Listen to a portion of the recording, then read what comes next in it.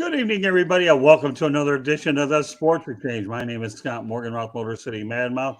Glad to have my Thursday night crew here. We have Brad Holmes is a genius, the comic here, a.k.a. Smoking Jeremy B, but we don't know what he'll be for the next show later on. But anyways, welcome back, Mr. Comic. I don't know, should we call you Red Fox, Flip Wilson, or any of the above? You can call me anything you want, just not late for dinner. There you go. Okay. Well, all right. I don't have a comeback for that one. And welcome back. Welcome back. I may not have a lot of comebacks, but you're saying that tonight. Welcome back, Rick. Hey guys. Thanks for having me on. And Chris Pirtle, my friend, up the road on I-95. I'm wearing a Daytona Beach hat strictly for you tonight, my friend. Excellent. That's my hometown. Good to be with you guys tonight. I'm looking forward to getting to having some chow up there when I get up to Daytona pretty soon. So, and last but not least, George Eichhorn. Welcome back, George. Good to be here, Scott. Welcome, guys. Just to give everybody an overview of what we're going to be talking about tonight, we're going to talk a little bit of football and some basketball as well, and along with our parting shot. So, we have a good show lined up tonight. Also, following the Sports Exchange, we have Inside the Pigskin. Smoking Jeremy B will be with me, along with Mel Farr. Looking forward to Travis Holmes, and Candy Ebling will join us on the nightcap. So we got a very busy show, and looking forward to giving you as much information as we can, as well as some insights. But before I go out to getting this bad boy rolling, just so you know, the Sports Exchange can be heard on iHeartRadio, Apple, Spotify, Google, or wherever you get your podcasts. If you're walking your dog, you're in the subway, on the train, whatever, you can listen to it that way. Also, please hit the red subscribe button on YouTube. South Florida Tribune, we're striving for 1,000 subscribers. Okay, Jeremy, give us your other 2 cents on the back end. And don't forget, when you subscribe, to like the show and share it with all your sports fans, because we're going to cover everything we can. We all know where my allegiance lies. Yeah. Want to be a guest? Send topic ideas to southfloridatribune@gmail.com. If you want to advertise, call 954-304-4941. We are live on Facebook, LinkedIn, Twitter, and YouTube. So now you have it early and you'll have it later. Well, you know what? Didn't have a lot of time to talk about it last week, but I wanted to lead off with it.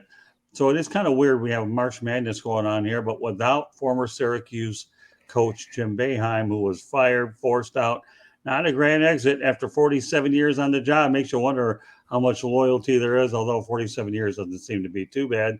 So, all right, Mr. Basketball, Chris Pirtle, give me your thoughts about Jim Boeheim.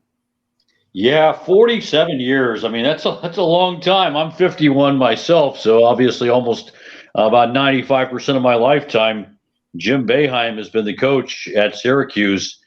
Took a program that was basically nothing and turned it into I don't know if you want to call it a blue blood or not. I mean, one championship in those 47 years. I don't know if that qualifies, but certainly a force to be reckoned with, a team that has won 20 games, probably more than half the time that he's been there. So I give him credit for that. But I also think about a lot of underachievement in the NCAA tournament. It was exactly 20 years ago this coming week that Syracuse won their first and only championship in college basketball, defeating the Kansas Jayhawks that night in a great game, very competitive game. Went down to almost the last play. The Orange that year led by Carmelo Anthony. Roy Williams, who happened to have been looking for his first NCAA championship that night, didn't get it, yet he ended up with 3 championships. You think about a lot of the coaches that ended up with 2 and 3, the Billy Donovans, Bill Self, Jay Wright, Jim Calhoun. The reality for Jim Boeheim is he's in the same class with Tubby Smith and Kevin Ollie. They won 1 championship. So it was a great run at Syracuse. It obviously lasted a very long time, about as long as you will see a coaching tenure ever last. But I can't help but think about the many early round exits in the tournament for Jim Boeheim and the Syracuse Orange. All right, George. Well, it's sad seeing Jim go. I mean, it's a end of a dynasty, so to speak. I think of John Wooden, not as far as championships go. I think of Tom Izzo right here in our own backyard at Michigan State University. And Chris, Tom Izzo is in that one and only win situation too. And yet his career goes on and on and on. He's done a good job. They've been to so many Final Fours and Sweet 16s. But Boeheim, the connection to Detroit, obviously, is our former mayor, Dave Bing, our former Detroit Piston, Hall of Fame player. Dave Bing was a roommate with Jim Boeheim. In fact, Jim flew into Detroit just a couple of days ago to watch his son, Buddy, play for the Detroit Pistons. Buddy is with the G League team here in town, the Motor City Cruise. And so Dave Bing got some tickets to the game, obviously, and took Jim Boeheim to the Little Caesars Arena, and it was a little reunion there going on. But yeah, great coach. He did a lot for the program. And like I said, it's very familiar ring here because Tom Izzo is kind of in that same situation, but Tom's not going anywhere. They're not going to push Tom Izzo out. But Jim Boeheim, hats off to you, Jim, for a wonderful career. Yeah, I got to say the Big East was unbelievable when you think of the fact they had John Thompson in there. And I know for a while Rick Pitino was in there and Jim Boeheim. So, all right, Brad Holmes, a.k.a. whatever you want to call yourself. Well, like Chris, I'm 52. So it's been 88.5% of my life that he's been a coach there. That being said, you know, he did get his one championship. And yes, that was the mellow year, which that still should have been the pick for Detroit, not Darko Milicic, but that's another story. But he had an amazing career. I mean, you can't coach one place that long and can't say he didn't have an amazing career. Yes, he underperformed in the tournament, but that also has to do with the talent level he had because he refused to get the one and done players after Melo. Right. He also refused them before. It was mostly guys that wanted to stay in school. Yeah, can't really knock that. All right, Rick. He's a legend. Sad to see him go. It's sad that he couldn't go on his own terms. He pretty much was forced out. But he probably been there a little too long, probably like 5 years too long. He did win that one championship, but he'll be up there. He's a legend. He's in the Hall of Fame. Sad to see him go. Roy Williams not there. Mike Krzyzewski. I can't even remember a tournament without any of those three in there. So it's sad to see him go. I love Jim Boeheim. He's a great guy. I'm happy he won his championship and great Hall of Fame career. It's just sad that he couldn't really leave out on his own terms. But I think he was there probably 5 years too long anyway. So, but my hat's off to him. I wish him a happy retirement. I don't think there's really ever an easy ending for any guy that stayed around too long. Two classic examples are Bobby Knight and Bobby Bowden. So, I know that Florida State, hated to see Bowden go. We all know how iconic it is. And Bobby Knight, I say what you want about the guy, but, like Syracuse, he wanted his guys to graduate, stay there. And that was something that he would not, from what I hear, Bobby Knight would not let anybody's jersey go up until they graduated. And he made that, to me, one of the most important things that he had to do. So, all right, onwards we go. So, all right, you know what, Rick? We'll go ahead and talk about. Scott, can I say one other thing regarding the college coaches? Absolutely. Yeah, just a quick nugget. It's interesting the way some guys choose to go out, and that's everyone's personal choice. You can't fault somebody or credit them for how they choose to go. I thought it was really interesting. Last year we saw two legends retire. Mike Krzyzewski, who went on a goodbye tour basically everywhere he went, and then Jay Wright, who ended up leaving. I mean, nobody even thought he was going to leave. So it's interesting the way some guys go out, and some guys are forced out. Yeah, I think Jay Wright really caught me off guard. Coach K obviously knew that his time was coming, and he certainly built an incredible program over there with what he had done at Duke at Cameron New York. I'm glad you brought that up, Chris. Thank you very much. Much appreciated. So, all right. Well, I guess a big question I want to know is where will Lamar Jackson go? He's got that non-exclusive franchise tag where the Ravens are saying, you know what? Find out what you're worth, which I think is the right move on the Ravens' part. I really do, for a non-exclusive tag, and we'll match it. So right now, Lamar, I think the only biggest knock against Lamar Jackson is his lack of availability because he's injury prone. So there you go, Mr. Comic. All right, Brad, you want to make sure you want to lead off, and you're going to go out there and give me all these baseball signals and all that business. So good stuff. So, well, all right. Go 2 ahead. years, 2 years in a row. He's missed almost a whole season between the two seasons because of his knees, because he does not take care of his body when he runs. Say what you want about Russell Wilson, who's not as athletic, doesn't do as much, but he runs smart. He avoids contact. He does. All right. Well, thank you very Wow. much. Elsie Zanita, we appreciate you checking in. Alice. That's Alice Zanita. Oh, okay. Well, I guess my That's eyes are who I invited to watch the show. Oh, very good. Well, welcome. We appreciate you very Why much. she put my picture as her thing? That's great. 70 vision doesn't really let me know what's what, but all right, Alice Zanita, thanks a lot for popping in. So, yeah, I think the non-exclusive tag to me is the right way to go. All right, so Jeremy, reiterate your thoughts. With him missing so much time due to his knees 2 years in a row, he doesn't run smart enough for the type of athletic quarterback he is. He doesn't have that frame to take the big hits. Right. That is why he's getting hurt, which is also why they did a non-exclusive tag. If they did the exclusive tag, he'd have been due $42.5 million this year. Because they did the non-exclusive tag, that reduces it to $33.5. He wanted to have a fully guaranteed contract like Deshaun Watson and Kyler Murray. Well, they didn't offer him that because of his availability. They offered him the same amount of money. It was in the $40 million range, but they weren't going to fully guarantee it. Rick? Yeah, I've been on here before. I'm not really the biggest Lamar Jackson fan. I wouldn't be surprised if the Colts or Falcons, they're both desperate for quarterbacks, make a bid for him. But I agree with Jeremy. You know, he's been hurt, bad knees. He had ever since he won the MVP, they haven't done much. Everybody wants to talk about his regular season winning percentage, but what's he done in the playoffs? And how many Super Bowls has he taken him to? None. So, like I said, he's a really good quarterback. Way too much money for me. I wouldn't give up. I would just draft someone instead of trying to get him. And you know, he was offered a lot of money. He turned it down. He's his own agent, which I think is not good on his part. So I don't blame the Ravens. They just don't want to pay him all that money because they don't think he's worth it, and I really don't think he is as well. I think he's a great regular season quarterback, but a Super Bowl quarterback, I don't think so.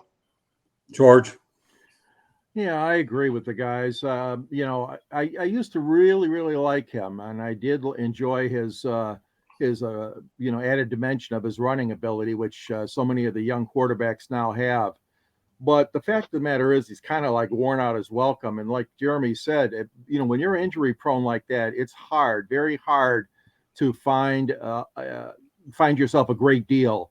That being going forward, and that some team is really going to take a chance on you. His ability is there still passing wise, but with the leg injuries and with the running game being in question, I don't think that he's going to find that pot of gold like he really, really thinks he can. And it's interesting you said, Rick, about Atlanta or Indy. Those are a couple of teams that I was thinking of as well. But, you know, I mean, you know, he just doesn't have everything all together. His package is not complete, I guess I would say. The team that actually has the most capital to be able to do something is neither one of those teams. It would be the Houston Texans. They have enough first-round picks because of all the trades they've made that they can afford to get rid of him and still get a good first-rounder. Interesting. So I think it's the Texans that might be in play because they're in need of something. Davis Mills isn't the answer. Their new coach, he might not like Davis Mills, and I don't blame him. He wasn't there when he was drafted. Well, I think the Texans are going to try to find their solution in the draft. So what do you think, Chris? They're number 2, so. Yeah, right. What do you think? Well, Chris? just like everywhere, they need to sell tickets in Houston, and that might do the trick. Houston is the 5th largest market in the country, so maybe that takes care of itself anyway. You know, guys, it's interesting, though. We're talking about Lamar Jackson, who was drafted in 2017. Both the first and second player drafted in that year's draft, Baker Mayfield and Sam Darnold, were both found new homes this week. Darnold goes to his 3rd team in his career. Mayfield now goes to his 4th team. And these guys were drafted 1 and 2 in that draft class. So I find that interesting. The Ravens only having to invest a first-round pick that was in the lower 20s. But this is a guy that is flat out electric when he's on. We saw what he did in 2019, led the Ravens to a 10-game, maybe even a 12-game winning streak, which is not easy to do in the NFL. There's not too many double-digit winning streaks going on in the NFL. A 14-2 record that year and I don't even really remember who his receivers were. That's how good they were. I don't remember who they were. That means they didn't really have good receivers, didn't really have a good running back. I'd like to see this guy with a good supporting cast. Now, where does he end up? Looks like the options are getting smaller by the day. I think if there was going to be some offers made, we would have probably already seen them by now. So you have to think he's going to end up back in Baltimore.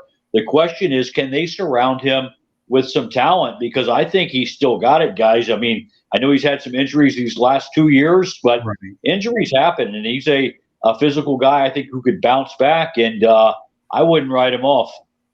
Well, here's the thing, and you were so dead on here, Chris, but I think that what Jeremy was saying is if you can get him for a 3-year deal at $40 million, it's not bad money over the short term, because you still know that you can franchise him for 1 or 2 years after that.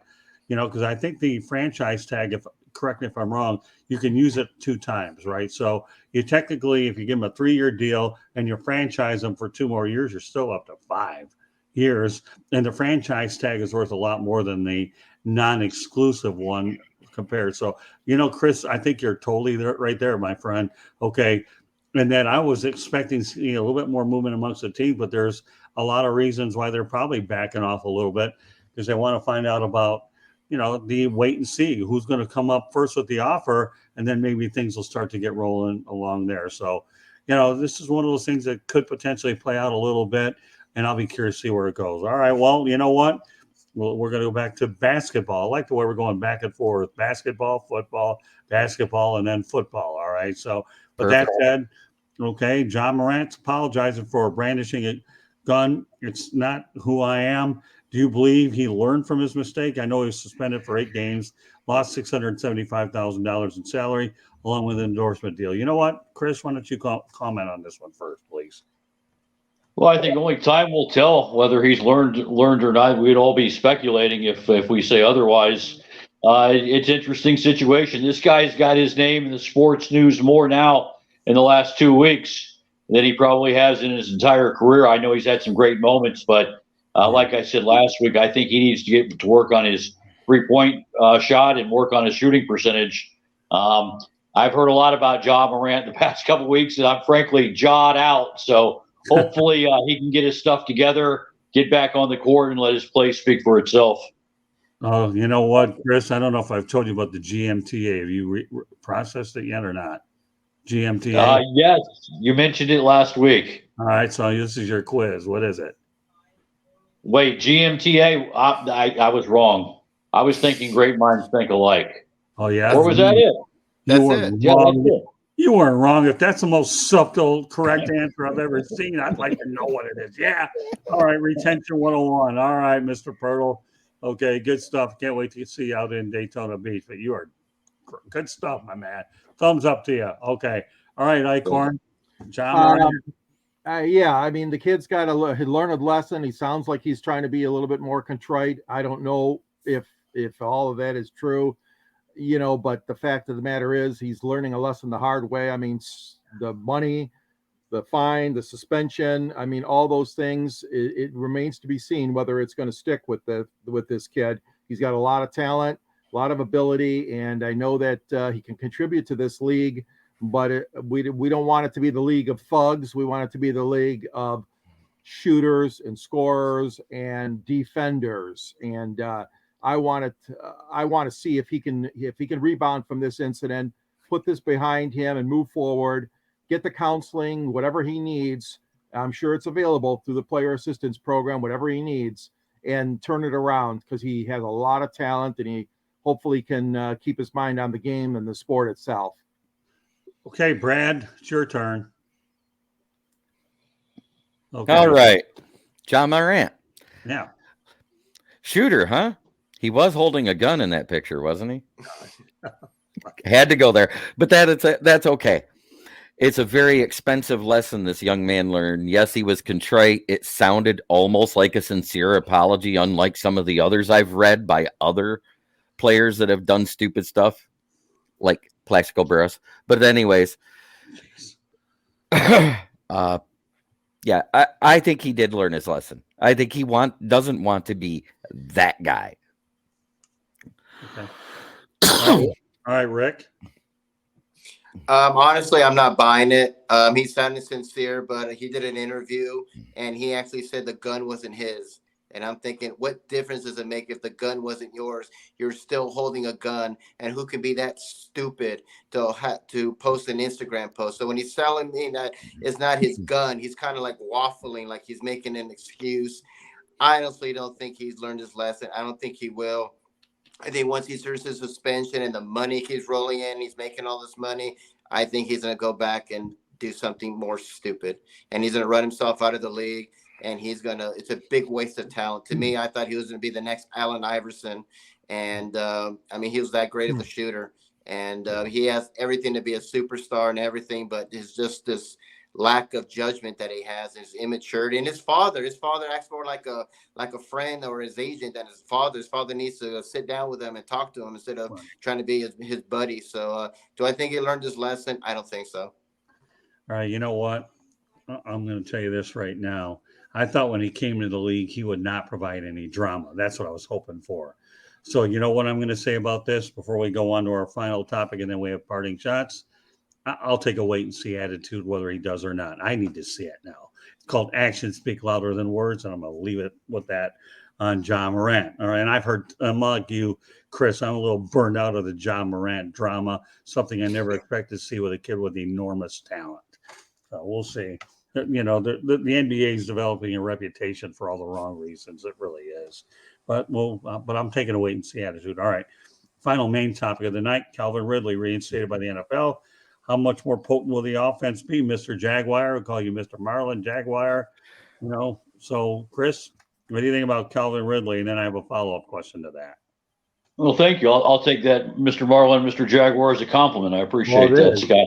It is a comment, so it's good. You got the GMTAs here. Might as well accept that as a compliment. All right, go ahead.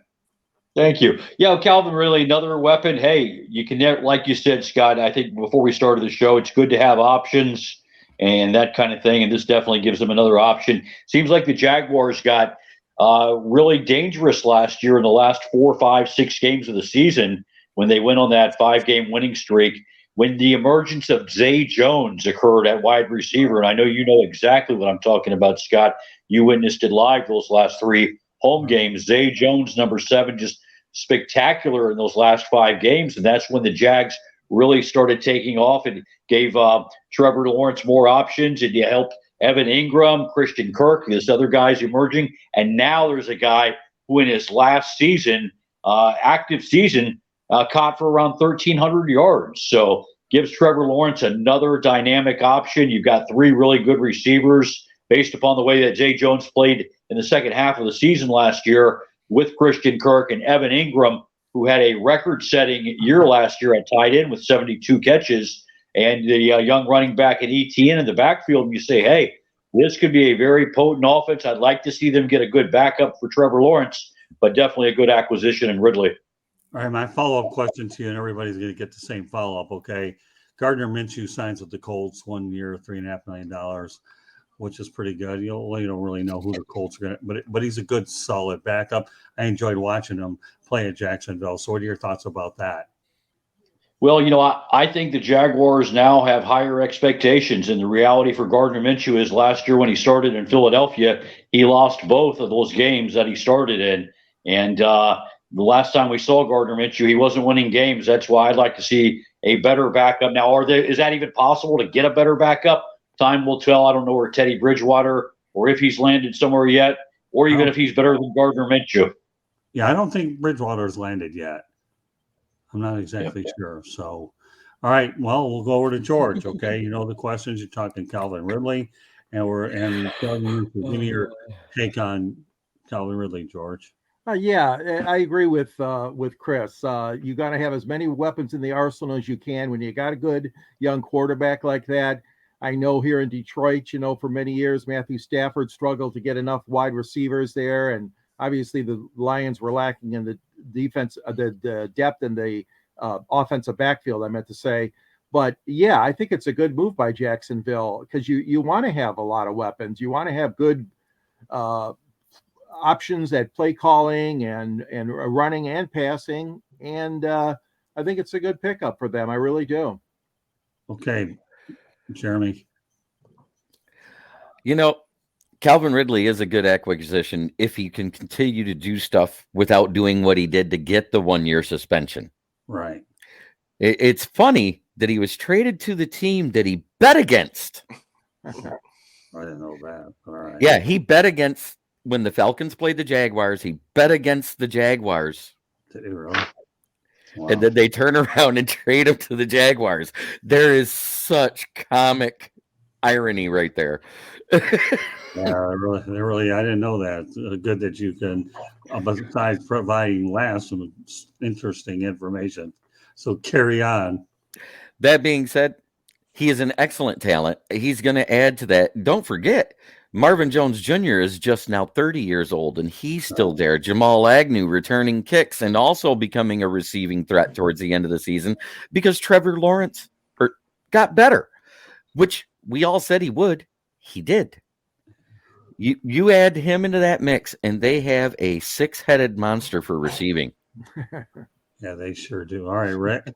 Well, before you do that, what about Gardner Minshew? Gardner Minshew? Minshew mania ended when they lost that playoff game. Yeah. And he hasn't been the same since. I don't think he would have been much better off still doing the Uncle Rico commercials. That's funny. All right, well, I got to keep a straight face to get to Rick. I'm trying.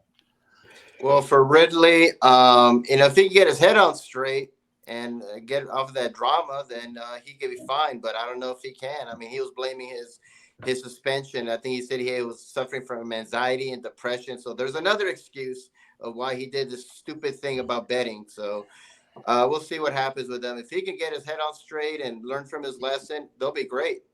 If he's going to be a problem and he might be a compulsive gambler, all we know, he's gone. So jury's still out with me with Ridley. So I'm honestly not sure. So we'll see. And for Minshew, he's a good backup. He's not going to be a starter. We saw that at Jacksonville.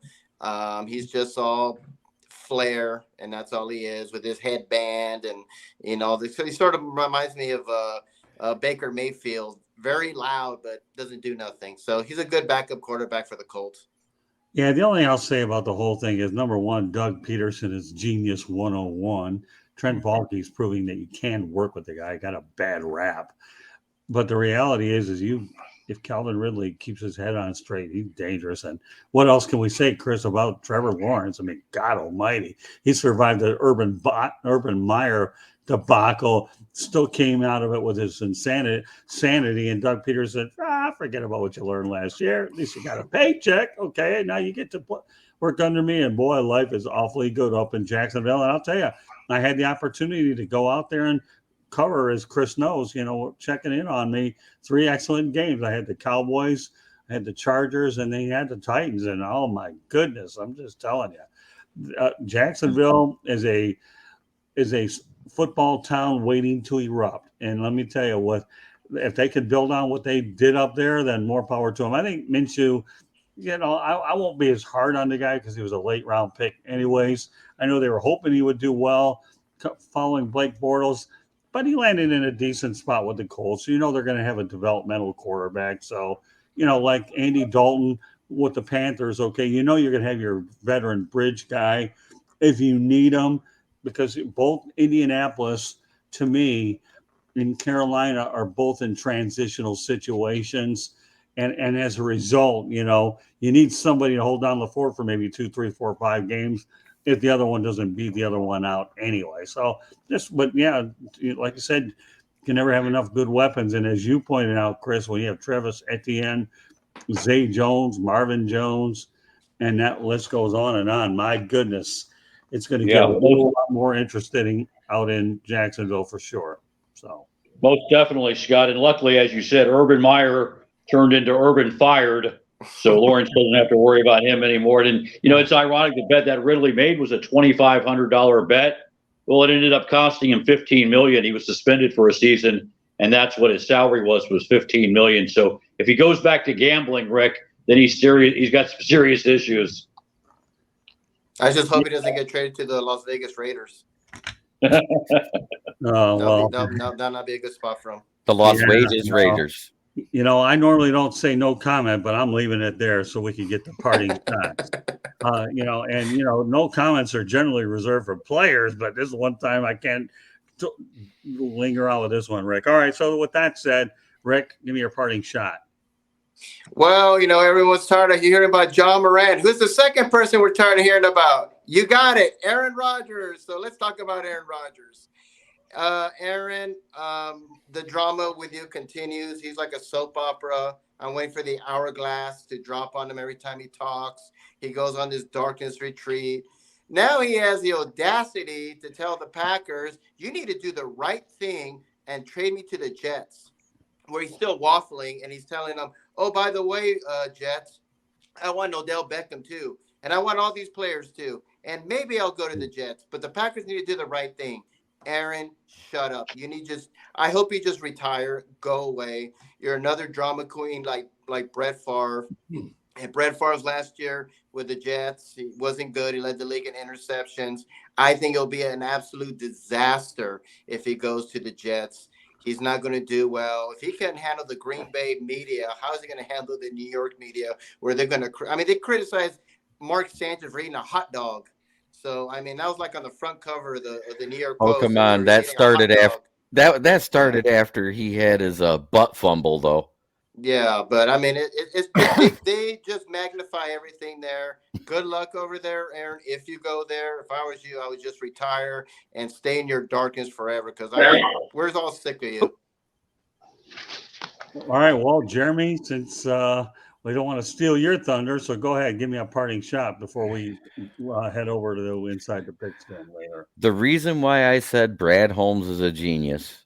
All these fans that don't know football doesn't realize that every now and then you can find a gem of a cornerback in the top of the first round. And it was looking like Jalen Carter, Will Anderson, and all of them would be gone, and we'd probably go with Devin Witherspoon. So instead of doing that, he signed Cameron Sutton, a top 25 cornerback in the league, who's actually boasted for the first time since 2016 a quarterback completion percentage against of 44.6%, which is the lowest since 2016.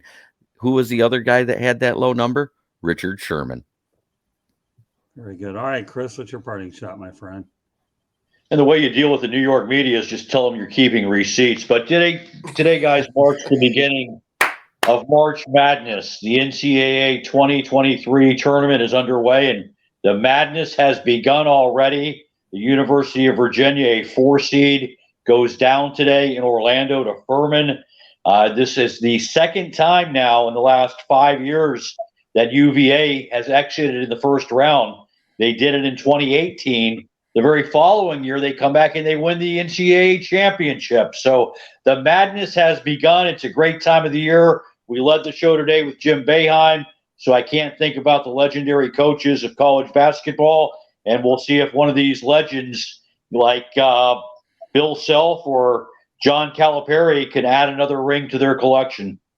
Well, the only thing I'll say about that first time, though, Chris, and even though I'm in the process of losing weight, is when Virginia got knocked out, at least Little Caesars was handing out some pizza the next day.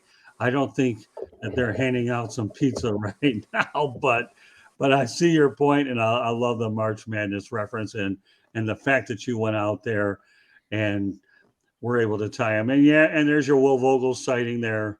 Okay, so we got to make sure. Hey, it's Will. Yeah. In Arizona, upset by Princeton, too. Yeah, well, you know what? I haven't really been a big Arizona fan to begin with, but they've busted a lot of my brackets. Yeah, I have Furman, too, so. All right, so with that said, Mr. Eichhorn, give me your parting shots. Welcome, Will.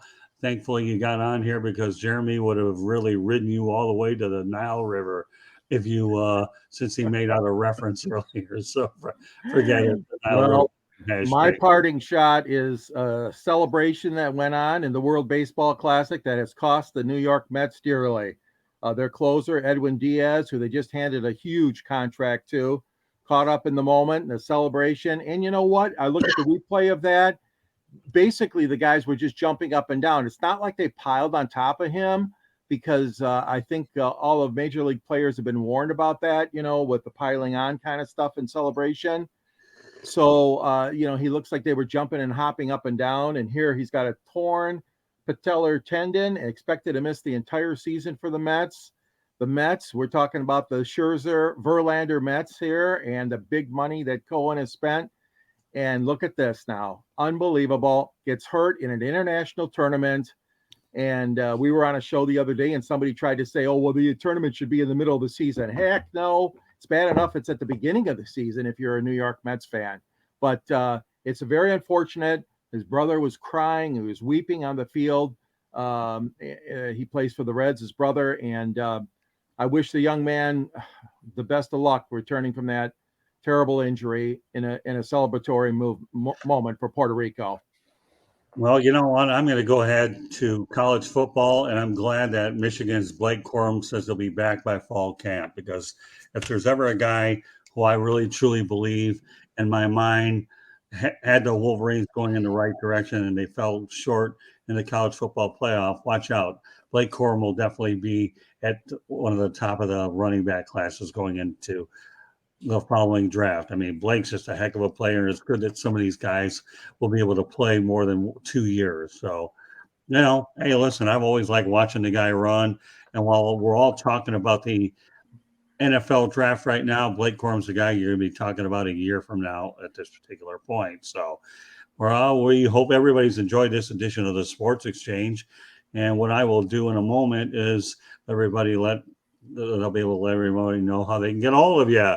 But let's go ahead and talk some business here. That the Sports Exchange can be heard on iHeartRadio, Apple, Spotify, Google, or wherever you get your podcasts. So the main thing is, you want to hear us? No problem. Okay, you can do it on the subway, riding a bike, or whatever. So also, please hit the red subscribe button on YouTube, South Florida Tribune. We're striving for 1,000 subscribers. We appreciate every one of you. You get all the updates. Want to be a guest? No problem. Send topic ideas to South Florida Tribune at gmail.com. If you want to advertise, call 954-304-4941.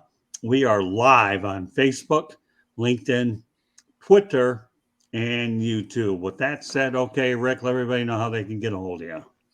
You can find me on my website, www.charlottebats.com. We have a petition on there. Please sign it. We want to bring Major League Baseball to Charlotte, North Carolina. I'm also on Facebook at Charlotte MLB, Charlotte Bats Baseball. I'm on Instagram at Charlotte Bats, on Twitter at Charlotte Bats Baseball, and also on LinkedIn under Rick Curdy. If you have any comments or questions, you can email me at cltbatsbaseball@gmail.com. Very good. All right, Jeremy. You can find me on southfloridatribune.com under the Motor City Tribune heading, where I am under the list of authors with the guys like George Eichhorn and Scott Morganroth himself, writing about, these guys and the NFL. You can also find me on the South Florida Tribune YouTube channel. Anytime Scott needs me, I show up. Then there's my channel, Kneecap Biting with Smoking Jeremy B on YouTube, where I do my Wednesday NFL Roundtable talks, and Friday is my Lions Fan Cave chat during the off season. I also do a pregame and postgame show during the regular season. Other than that, I'm everywhere. TikTok, Snapchat, Facebook, Twitter. You can find me everywhere. Well, I might send you to the second city in Chicago or Detroit with your comedy that you bring onto the show. You're really good, man. You're really interesting. All right, Chris, so I know how to get a hold of you, my friend. Yeah, and you are everywhere, Jeremy. I think I saw you at the Tin Roof in Detroit a few months ago. You can follow me at Vero on Twitter at Vero Sports. That's VERO Sports. And you can also look for me on Facebook under my name, Chris Pirtle, PIRTLE. And I will tell you, Chris will be getting an expanded role here and I'm looking forward to working with him, as well as everybody gets a fair amount of time because they all bring their expertise and information, and I always look for good talent. So if anybody out here wants to come on board, reach out to us. There's a lot of different ways to do it. All right, George, you have a book to talk about, don't you, my friend? Yeah, I wrote a book on Detroit sports broadcasters. Arcadia was my publisher, and it covers the history of sports broadcasting in Detroit and in Michigan. And a lot of the great pictures in there were contributed by many, many people. And Scott, I know you contributed a couple yourself with Muhammad Ali and Jimmy Connors. And we got pictures in there of Ted Williams and Hank Aaron and Tiger Woods, some great pictures to go along with a lot of stories about Detroit sports broadcasting history. There's a link to the book on the Motor City Tribune under the South Florida Tribune banner. And also you can find me at gicorn@yahoo.com. You can like me on LinkedIn under my name. And also I contribute to many of the shows that Scott and Candy do here on the network. Wow. So I'm proud to be part of that as well. And on Twitter at SandGSports99. So thank you. Oh, you're very welcome, George. Always enjoy having you on. The one thing I like about the parting shots is everybody gets an opportunity to provide their input. And, I've always wanted to talk about Blake Corum. So if there's ever a guy that I'll be watching, I'm sure you will, Jeremy, to see how he moves up to draft boards next year. He's definitely there. And, again, he's with the Michigan Wolverines. They've had a history of breeding a lot of good running backs. I know one that I remember many years ago was Rob Lytle. So, and the list goes on and on. But in terms of our information here, as I mentioned before, I will say it one last time, so I hope it doesn't get too old for you, that once again, the Sports Exchange can be heard on iHeartRadio, Apple, Spotify, Google, or wherever you get your podcasts. Want to follow me on Twitter? Go ahead, at Tribune South. Please hit the red subscribe button on YouTube, South Florida Tribune. We are striving for 1,000 subscribers. And you know what? The way I look at it is we're very thankful for the ones that we do have. We just want to continue growing. You want to be a guest? You see all 5 of us, you're welcome to come on our show anytime you want. Just send topic ideas to southfloridatribune@gmail.com. And once again, if you want to advertise, call 954-304-4941. We are live on Facebook, LinkedIn, Twitter, and the YouTube channel. I should point out, too, that our website's www.southfloridatribune.com.